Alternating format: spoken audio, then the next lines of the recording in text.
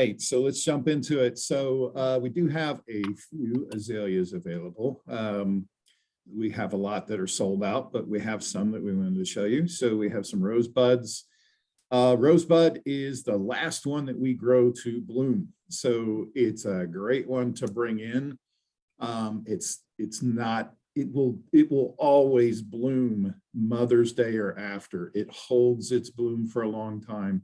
It's considered to be a double, which is probably kind of underselling it because it's like just masses of petals bunched up in. So it's like a puffy bloom. So it's really cool. It's the last one to bloom. It's a pink, it's a powerful bloomer, a lot of blooms on it. That's a today photo. Obviously they don't look like much today, but they will. But you can see there the quality, how big they are, and those ends are just loaded with blooms, ready to go. So that's a great one to get out there, and that helps extend that azalea blooming season. Stewart's kind of a mid-range, it blooms about in the middle of the azaleas that we grow. Deep red bloomer, has a darker leaf to it, more aggressive azalea, tough. When the guys, like in Chicago, they always talk about Karen. Karen's very tough. Stewart is right there behind it. So Stewart and Karen are two good ones to handle tougher situations. You can go a little bit further north with them than you can some of the other ones. So that's also a great choice. What am I talking about, Cheryl? It's sold out. I know, but they just got here. Wanted to show them what they look like. Well, shoot. Because somebody will ask me for a picture. So I talked about them and you can't have them. Sorry.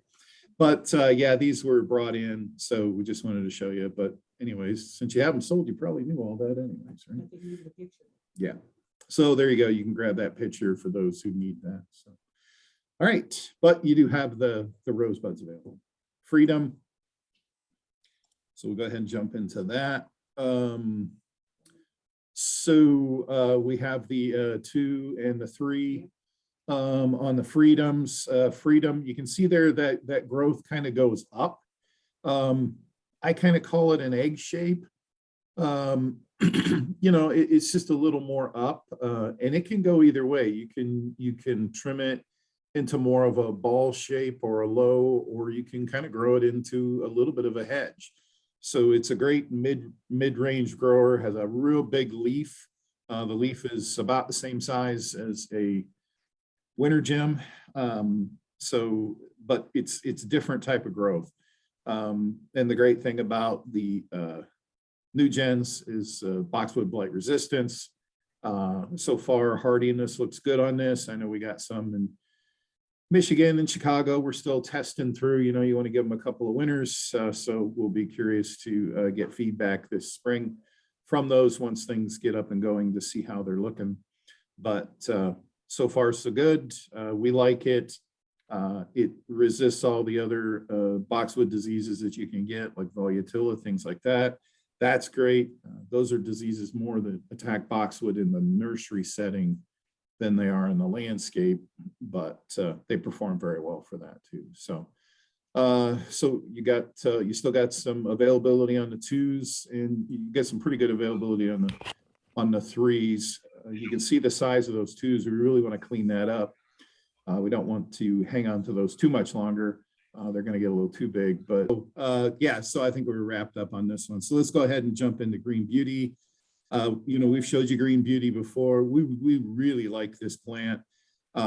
It's got more of that velvet look to it, and it scores very high on the boxwood blight resistance scale. So it's a great one for that. And this is my pick, other than, we got some really big winter gems out there too, but this Green Beauty, look at the size of that thing. Look at the value that you're getting. And we got 2,400. So, we can sell these in blocks of 50s, 100s without any issues at all. So please keep talking about this. I keep hearing from people. There's still people out there just finally hearing that Canada is closed, and why is it closed? And it just amazes me that message still isn't out to everybody. But, they can, if they need a velvet looking plant and they need it really big in a 3, well, there you go, green beauty. So winter gem. So like we talked about, we'll jump right into that one. We got some great values. Look at the sizing on those. So the 3 gallon, we have 9,000 of them out there and we can row run them at that size. So you're going to get this really big full plant, 15-inch plus. We also have the 7 gallon. The 7 gallon is more towards the 21. We measure it on height or width. I'm sorry, not on the height, but you can see there, you're getting a 21 to almost tipping 24, but a great size plant there, instant effect. These are the winter gems tend to hold their color the best. Velvets don't, they get a little bit of bronzing velvets. Winter gem will too, but winter gems are going to be the first one that come out of the box and green up. They green up really quick. That's a good one to bring in early to really get people excited that spring is coming. So hydrangea limelight prime. So we're going to keep showing this. It's a great plant. I'm just going to keep hitting you with it. The blooms, it's a whole new deal. You have the limelight color when it comes out, that limey color, and then you start getting different hues of pinks in it as the flower matures out. And at the same time, any new flowers that come on will have that limelight flower. So it's really striking, really interesting. You can see a today photo in the middle. We are going to come through and nip those back. So this is a good opportunity to talk about it. We're going to trim those back at about that 15-inch mark. If we don't do that, they'll tend to break on the tips and they won't break down lower. And when that happens, you're going to be trying to ship this plant that just has leaves on the tips and it doesn't have any leaves at the base, which is not going to look right. So that's why we want to go through. We want to give them a light haircut that forces new breaks from the base. So as they start to leaf out, they're going to get this really full to the bottom plant, and that is critical. That's what you want your customers to have. I know that there are customers out there that are going to argue that they have to have the plant as tall as possible. They have a spec of 24-inch or 36-inch. That plant will only break on the tips, and they're going to have this plant that's going to have a hollow bottom, and that is not the way to be. So trimming is very important. It's an extra step that we do this time of year. It's not just because we're looking for something to do. We have to trim it so we get those breaks. So if there's anything I can get through to everybody on this is how critical that step is. So. Okay, fruit trees. So we've been getting some questions on fruit trees. They are all sold as far as I know. I don't know. There might be one out there that has a couple plants, but for the most part, they're sold, but we keep getting questions whether they look like, or am I going to get a good plant? Am I going to get this? I get it. Hey, I have bought fruit trees my entire life, and every time I get them in through your catalog, I feel like throwing it away. I've never got a fruit tree in my life that wasn't crooked or had a scar on it or whatever, coming in the spring and me being disappointed. But that is not the case with these. We spent a lot of extra time staking and pruning and spraying and, just really keeping it up. They are straight as the stake is. They have really good caliper. They'll stay without the stake. So they're to the point where you can take the stake out. We're going to ship them with the stake though. And I suggest that our customer keeps the stake in it. That just helps, if it falls over or anything like that, it gives it a little more protection. If you look at the photo to the right, that's a new type of plastic that we've been using. It is actually black on the inside and white on the outside. Those plants in there are peaches, and they are froze hard as a rock. And we want that. So with peaches, it's very tricky to grow them in containers because they want to break early.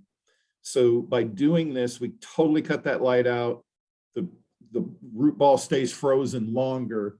That's way healthier for that plant to do that. With that being said, we can't really process them next week. So Cheryl's going to temporarily roll them. They'll eventually thaw, the sockets will. I mean, it's just, you can't keep them cold forever. But for next week, we don't want to pull any peaches. So she's going to temporarily roll them into spring bucket. And then as soon as they thaw out, we'll roll them back in. But that is by design. We want to keep them frozen and dormant as long as possible. So that's a process. We also do that with the weeping cherries. And quite frankly, I wouldn't want to send a peach out early. It is in a container. If they set it on top of the ground and the sun works on that thing, it's going to cause that thing to break early. And if they don't protect it, it's going to freeze and it's going to die. So it's just a little better for us to keep that just a little bit longer. That way our customer can be a lot more successful with it. So Ilex Allen, this is a Granada. So we'll jump into that. Dave, Cheryl, before you roll them, can we talk? I just want to make sure if they're Yeah. on loads, we get them off the loads, okay? And I can help with that. Yeah, she's going to get with you here, Lee. Yep. Perfect. Thank you. Yep. So Allen is a Granada. This one here, it does list zone 5 to 7. Most Granadas are zone 6. This one here is probably the tougher one that we have. We really like it. And there's a few others we've been bringing on that are pretty tough. But this one here, we actually grew in pot and pot and didn't put any minimal heat to it.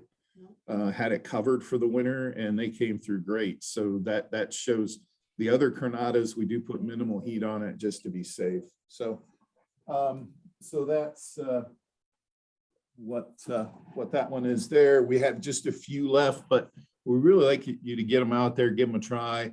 We'd like to bring these numbers up just for people who are nervous about boxwood and boxwood blight. It gives another alternative. Sorbaria, Sorbiflora. Sorbiflora has been around for a little while. It's I'm sorry. Yeah. I lost it. I tried to save the photo and put the wrong one in. Is that Topgraph Sorbaria? No, Yeah. I don't know what the hell happened. So, There's no picture in there. Cheryl was I'm so sorry. she got in that dark house and she got confused. So Sorbaria is also known as false spirea.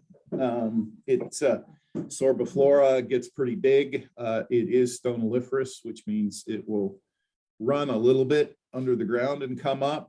So it needs a bigger area. This plant is really suited for tough areas, erosion control, edges of properties. This is not a foundation plant because it will get big, and it's not invasive or anything like that, but it needs room to spread and grow. And it's a summer bloomer.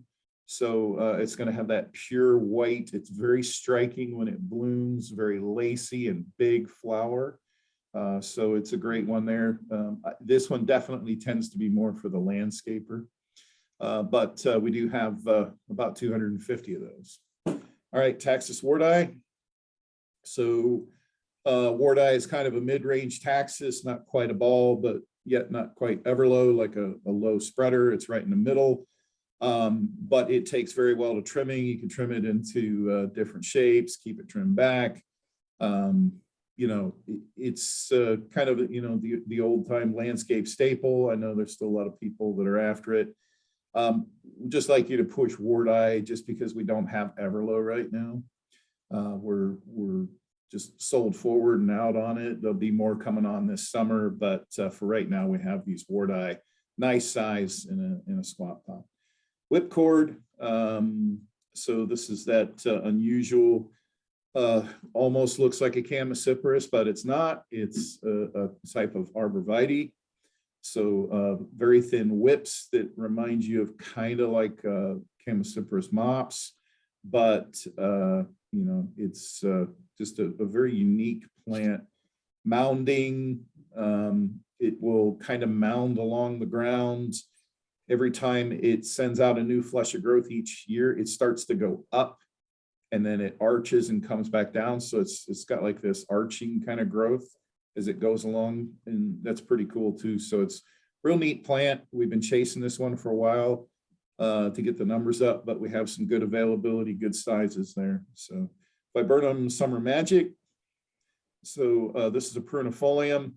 This is a Willoway introduction from back in the day. Prunifoliums are native. They're pollinators for sure. Bees and butterflies and the whole thing will go after them. You will get a berry on them also that's good for wildlife. So the nice thing about Summer Magic is it has a good compact habit. It breaks very well from the base. It's good shape. It doesn't get out of hand, doesn't take a lot of maintenance. You can plant it and forget about it and it will go along. And really the big selling point on this is all the environmental benefits that you can get from a Prunifolium viburnum. It also has, it seems to have very good resistance to viburnum leaf beetle. It doesn't seem to attack it. Viburnum leaf beetle goes more towards the dentatum types, where they don't seem to really bother this one too much. So if somebody has an issue somewhere and they're really concerned about viburnum leaf beetle, Prunifolium might be a way to go. No fragrance on the flower. It's just, it's a nice white showy flower, but really no fragrance to speak of. All right, so that's what I got there. So digging, we're looking somewhere around the 14th, 15th. So start thinking about that. I know Mark has been getting out tag requests, so we got a bunch of those we're chewing on. But if you guys want to start thinking about putting trucks together for the week of the 14th, probably later in that week, we're looking at probably starting to dig the 14th. So, trucks heading out the door sometime around the 16th, 17th. Obviously, weather could really screw that up. But for planning purposes, it looks like we'll be good to go for that week to get going. So there's still some B&B available, so keep taking a look at that. We have horsepower to dig if we need to dig more. So, and we also we are getting the last of our baskets tomorrow. So talk about cutting it close, but we did get it, and we've heard a lot of people might not be getting their baskets in burlap because they waited a little too long. So I've actually had people contact me seeing if we're willing to sell them some material, which we're not. So if you have anybody requesting that, I'm really not sitting in a good enough position I would like to help people, but we have to be very cautious what we're doing. All right. Sorry, I went just a little bit long. So anybody have any questions? Hey, David, on the burlap, I forget year over year. Do we use a treated burlap? Yes. Okay. We use a treated. We do not use polyblend burlap. Okay, so it will rot, but it is not straight burlap. Okay. And it's not, and we use twine. We don't use the poly twine. Yes, correct? we use double ply twine on our string lacing. So it's, it's straight twine that will also degrade over time. Thank you.